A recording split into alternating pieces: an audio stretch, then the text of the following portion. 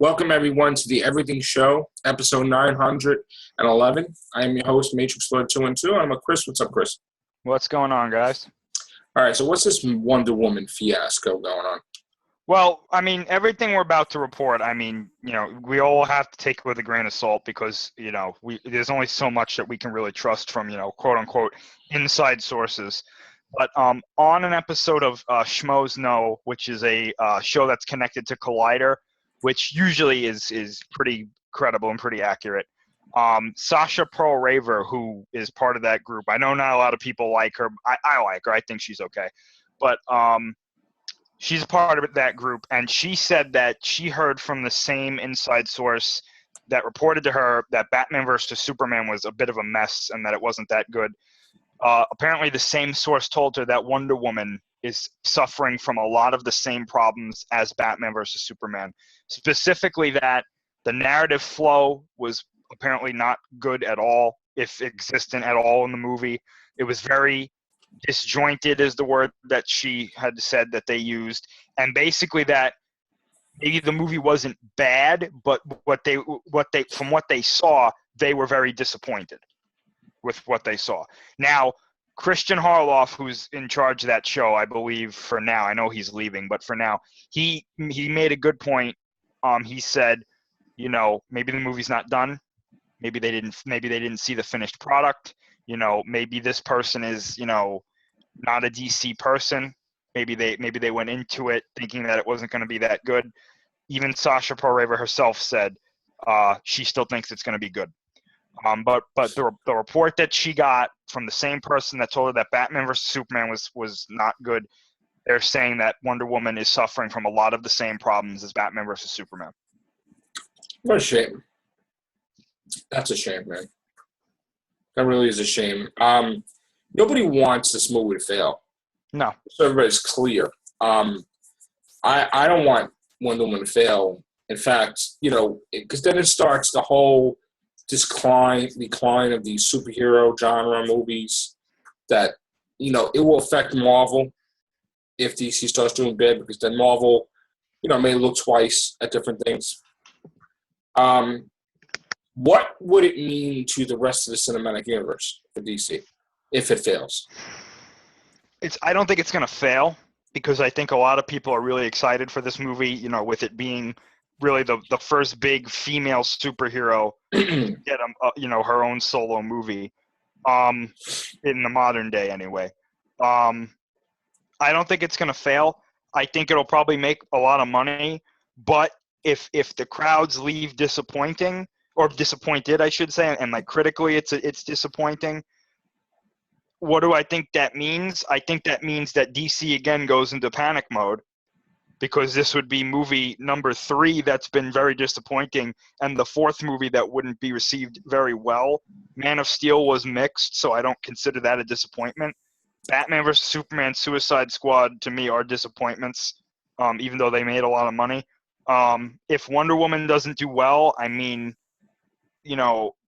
don't think it's going to stop them from doing anything. Unless it completely fails, which would shock me.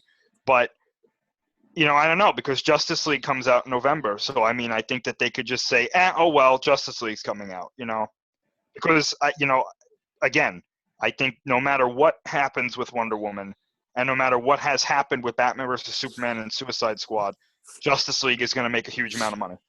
Okay. Huge. Now, what about this Green Lantern announcement? I think that's just them letting people know that, seeing that Green Lantern is a fan favorite, that they're not forgetting that character.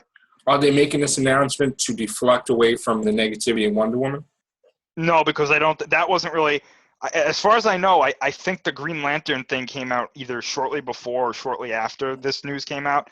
And to tell you the truth, this Wonder Woman thing, I don't think it got a lot of traction, which I agree with. It's starting to, but again, we don't know if it's true or not. Right. Okay.